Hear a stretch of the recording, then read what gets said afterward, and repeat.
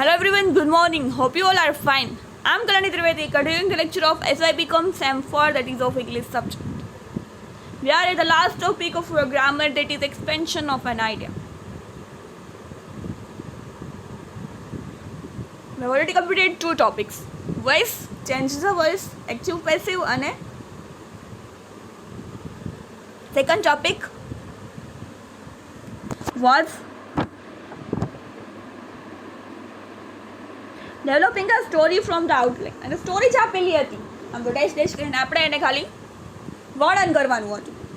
અને આપણે commonly સાંભળેલી story અને આપણને જોઈને જ આઈડિયા આવી જાય કે આ સ્ટોરી કઈ પ્રકારની છે, એમાં શું લખેલું છે. આપણે કઠિયારાની જોઈ, રાજાની જોઈ,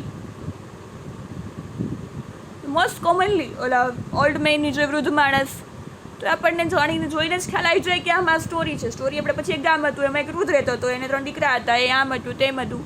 પછી એને એ રીતે one by one step by step એક પોઈન્ટને એક આઈડિયાને લઈને આપણે એને એલાબોરેટ કરવાના અને સ્ટોરી બનાવવાની છે. સ્ટોરી આપેલી જ છે ઓલરેડી એમાં, પરંતુ એને એલાબોરેટ કરીને 5 પેરેગ્રાફ નાના એને આપણે ડિસ્ક્રાઇબ કરવાની છે. એક ટાઇટલ આપી દેવાનું છે કે ભાઈ honesty is the best policy, wealth is health, health is wealth, unity is a strength.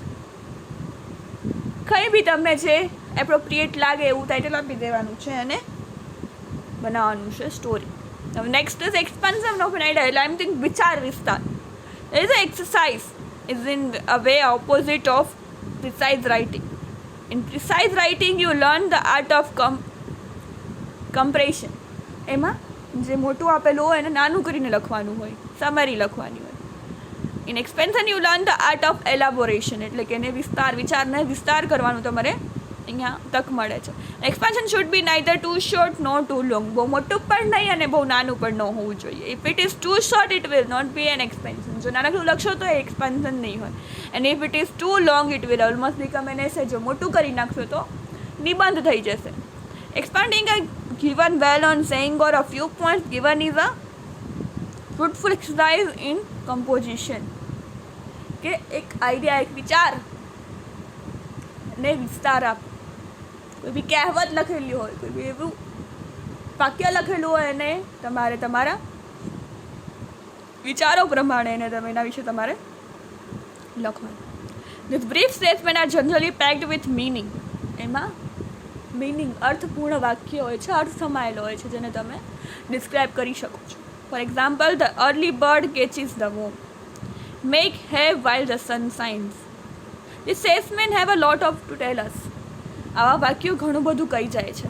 V are expected to elaborate the statement. હવે આ વાક્યને આપણે વિચારને વિસ્તાર કરવાનો છે કે એમાં શું કહેવા માંગે છે. Expansion means amplification or enlargement of a proverb, a maxim, an epigram or a statement. કોઈ બી વિચાર વિસ્તાર, કોઈ રૂઢિપ્રયોગ આપેલો હોય, કોઈ એવું વાક્ય આપેલું હોય, એને વિસ્તારથી એના વિશે લખવાનું છે. Expansion is not an essay but something so concentrated that it could be developed into an essay. એસે નથી, પણ તમે એને વધારે ડેવલપ કરો તો એસે બની જાય, પણ એને એસે નથી. If necessary, a good expansion must have clarity, brevity and coherence. જે વાક્ય જે તમે ટાઇટલ આપેલું છે એને સુસંગત જ લખવાનું છે, ડાયવર્ટ નથી થઈ જવાનું. એમાં જે વાક્ય લખ્યું છે એના વિશેની ક્લિયર માહિતી, જે વિચાર આપેલો છે એનો જ વિસ્તાર કરવાનો છે. It must avoid repetition, digression and irrelevant matter. એમાં ડાયગ્રેશન તમે ન લઈ શકો, એમાં કંઈક બીજે તમે પાટે ચડી જાઓ ટ્રેન તો એ ન ચાલે, બીજી વાત કરવામાં ન ચાલે. જે મેટર આપેલી છે, જે આઈડિયા આપેલો છે એને જ વિસ્તારથી સમજાવવાનું છે with examples. How to write expansion. Expansion કઈ રીતે લખવા. Read the given sentence or passage carefully. સૌપ્રથમ તો એને ધ્યાનપૂર્વક વાંચો. And think over it until you feel that you have clearly understood its meaning. જ્યાં સુધી વાંચો ત્યાં સુધી તમને પૂરેપૂરો મગજમાં સ્પષ્ટ ના થાય.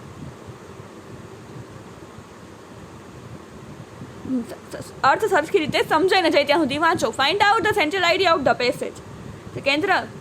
કેન્દ્રીય વિચાર છે, મુખ્ય વિચાર છે, એને પહેલાં તો ફાઇન્ડ આઉટ કરો કે મુખ્ય વિચાર શું કહેવા માગે છે. And C whether you can express it in a single word or a phrase. એમાં તમે કંઈ એને સમજાવવામાં કંઈ સમજાવી શકો છો કે નહીં, એનો મિનિંગ કંઈ સમજાય છે તમને, તો પહેલાં એ કાઢ. This will help you to to the point while you write without introducing anything irrelevant. Okay છે. તપાસો કે પેલા કેન્દ્રબિંદુ છે, મહત્વનો મેઇન વિચાર કયો છે, એની વિશે તમે લખી શકો છો. એનું ટ્રાન્સલેશન કર્યું એમાં એ શું છે, અને વિચાર વિશે કરતી વખતે અપ્રસ્તુત માહિતીને દૂર રાખવી. Having grasp the meaning of the passage you must proceed analysis. જ્યારે આખો મિનિંગ સમજાઈ જાય ત્યારે તમારે એને એનાલિસિસ કરવાનું છે, હવે એને એક્સપ્લેન કરવાનું છે.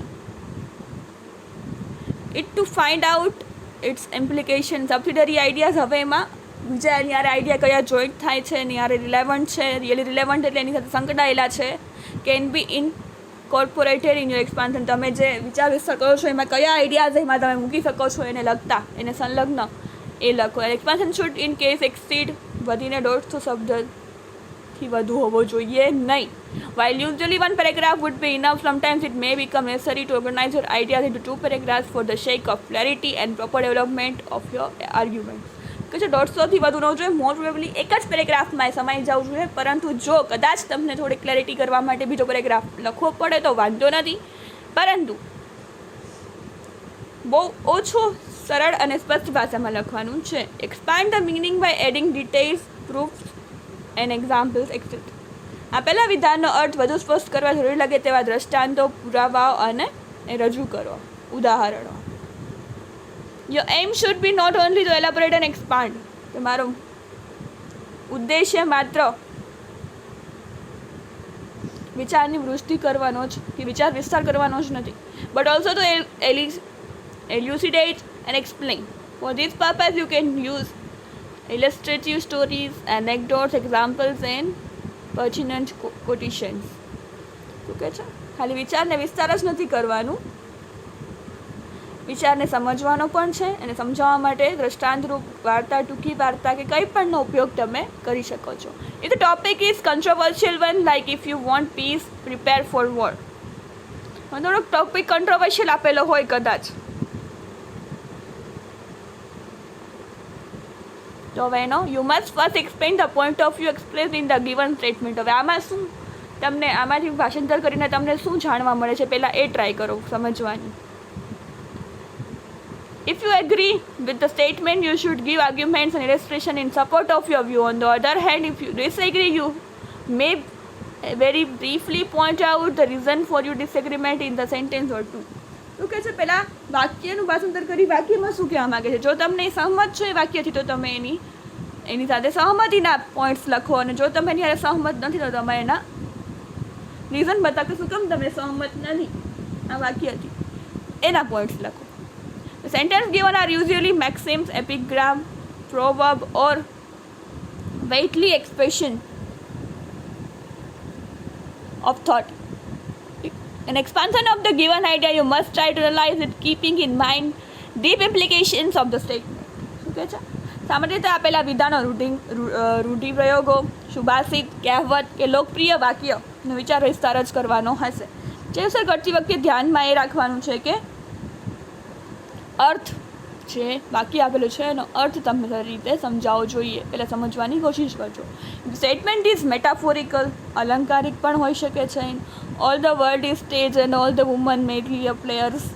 શેક્સપિયરવાળાને સમજાઈ જાય કે શેક્સપિયરે જ કીધેલું વાક્ય છે. લિટરેચરના માણસોને તરત ખ્યાલ આવી જાય કે આ કહેવા માગે છે કે આ વર્લ્ડ છે, દુનિયા છે, એ સ્ટેજ છે ને આપણે છીએ પ્લેયર્સ છીએ, નાટકના પાત્રો છીએ.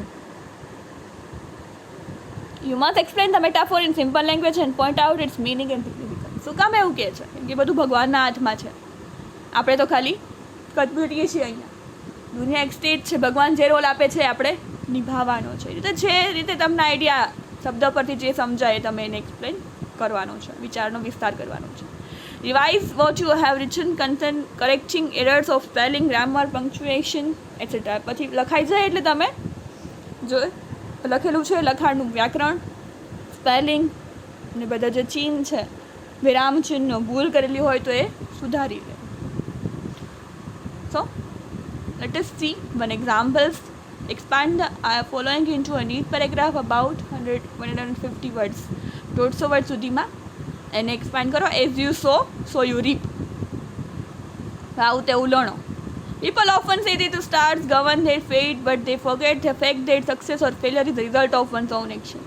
લોકો એવું કહે છે કે ગ્રહો આ ગ્રહ નડે છે, ઓલો ગ્રહ નડે છે, એ ગ્રહોને તારાઓને બધું નસીબ ડિસાઇડ કરે છે, પરંતુ સક્સેસ અથવા તો સફળતા કે નિષ્ફળતા તો માણસના પોતાના કર્મ પરથી જ ડિસાઇડ થાય છે. If V show chaff we can't reap grain. The result or consequences of an action depends on what one does and not the extent he does it. જે કાર્ય તમે જે કર્મ કરો છો એવું તમે પામો છો. If we work hard we succeed, and we succeed only to the extent that we work. જેટલું કામ કરશો, જેટલું હાર્ડવર્ક કરશો, જેટલી મહેનત કરશો એટલી સફળતા મળશે. People who think that the law of karma is supreme may feel that what one is destined to get will always get, whether he strives for it or not. લોકો એવું કહેતા હોય કે નસીબમાં જ મળીને રહે છે, પણ નસીબ માટે બેઠેલો તો નહીં મળે. એના માટે પણ કામ કરવું પડશે, હાર્ડવર્ક કરવું પડશે, મહેનત કરવી પડશે, તો નસીબમાં હશે. છતાં પણ ક્યારેક નહીં મળે કે જો તમે બેઠા રહેશો કે મારું નસીબનું હશે તો મને મળી જ જશે, એવું નથી. હાર્ડવર્ક કરવું જરૂરી છે. જેવું તમે વાવશો એવું જ લણશો. But experience tells us that reward and punishment are direct result of our action. જેવું કામ કરશો, એવું સારું કામ કરશો તો રિવોર્ડ મળશે, અને ખરાબ કામ કરશો તો પનિશમેન્ટ મળશે. Honesty and hard work never go unrewarded, and dishonesty and evil deeds never go unpunished. શું કહે છે? સારા કર્મોનું ફળ સારું મળે જ છે, અને ખરાબ કર્મ કરશો તો તમને ભગવાન સજા આપવાના જ છે. In fact even the law of karma in its proper sense, કર્મનો નિયમ, means that the fruit that we get is decided by whatever action we did in the past. આપણને આજ કંઈક મળે છે તો એ આપણા કાલના એટલે પાછળના ભૂતકાળના કર્મોનું ફળ છે. Shakespeare rightly pointed out the fault, dear Brutus, is not in our stars but in ourselves that we are.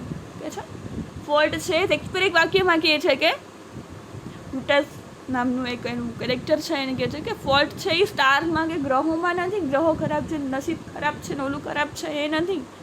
જે છે એ આપણી ભૂલ છે. આપણે મહેનત કરશું તો આપણને સફળતા મળશે. As you sow you reap. જેવું વાવશો તેવું લણશો, જેવા કર્મ કરશો એવું ફળ મળશે. નસીબ પર બેસી રહેવાથી કંઈ નહીં થાય. It's all about today's lecture. We will continue in the next lecture. So thank you for listening. Have a nice day.